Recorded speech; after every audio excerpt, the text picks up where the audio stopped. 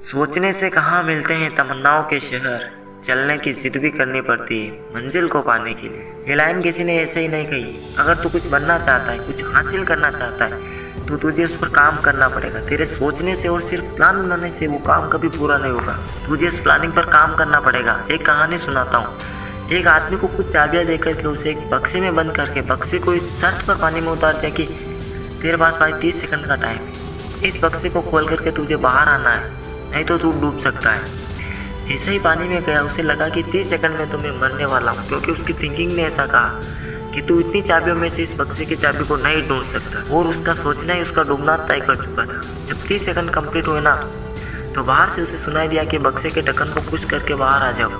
कुछ देर के लिए तो समझ ही नहीं आया कि आखिर ये था क्या। वो भी किसी ने अभी तक बक्से का लॉक ही नहीं खोला था।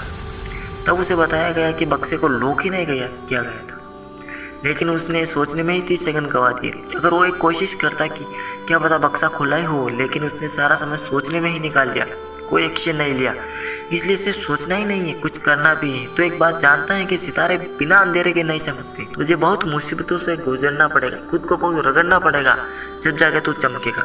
सफल और असफल लोगों के बीच एकमात्र डिफरेंस यही होता है कि सक्सेसफुल लोग दृढ़ निश्चय करके मजबूत इरादों के साथ अपनी प्लानिंग पर काम करते हैं, अपना बेस्ट ट्राई करते हैं। और जो लोग सफल नहीं हो पाते ना, उनमें बस यही कमी होती है कि सोचते तो इतना बड़ा है लेकिन करते उसका 0.1% भी नहीं। तुम्हारा सक्सेसफुल होने के लिए सबसे प्राइमरी स्टेप यही है कि तुम अपना ध्यान एक जगह पर सेंट्रलाइज रखो और अपने लक्ष्य का लगातार पीछा करते रहो।